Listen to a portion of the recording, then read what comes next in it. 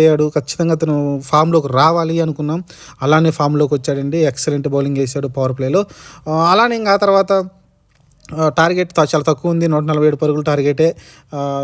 కానీ తర్వాత ఏదైతే వాళ్ళు స్టార్ట్ వచ్చిందో వాళ్ళకి ఆర్సీబీకి స్టార్ట్ ఏదో వచ్చిందో విరాట్ కోహ్లీ, డూప్లెసిస్ స్టార్ట్ చేశారో మొదటి ఓవర్ నుంచి కొట్టడం మొదలెట్టారండి. ఆ బాదుడికి అయితే జీటీ టీంకి అలానే శుభ్మన్ గిల్కి ఏం చేయాలో అర్థం కావట్లేదు. ఎవరు ఏ బౌలింగ్ వేయించాలో అర్థం కాలేదు. ఫీల్డింగ్ ఎక్కడ పెట్టాలో అర్థం కాలేదు. డూప్లెసిస్ అయితే ఒక ఆట ఆడుకున్నాడు. ఒక మంచి హాఫ్ సెంచరీ చేశాడు. అది కూడా చాలా మంచి స్ట్రైక్ రేట్ తోటి 278 స్ట్రైక్ రేట్ తోటి అయితే 63 పరుగులను చేశాడు. ఎక్సలెంట్ నాకైతే ఆడడం చూసాం. దానికి తోడుగా అయితే ఇంకా ఒక సైడ్న అయితే ప్రేక్షకుడి పాత్ర అయితే విరాట్ కోహ్లీ చూడడం చూసాం. ఎందుకంటే అంత మంచి బ్యాటింగ్ చేశాడు డూప్లెసిస్ అయితే. ఇంకా అతను చేసిన బ్యాటింగ్ హిట్టింగ్కి అయితే 6 ఓవర్లోనే 90 పరుగులు పైన 92 పరుగులు చేశాడు. అంటే పవర్ ప్లేలోనే 92 పరుగులు వచ్చినాయి. వాళ్ళకి కావాల్సింది 142.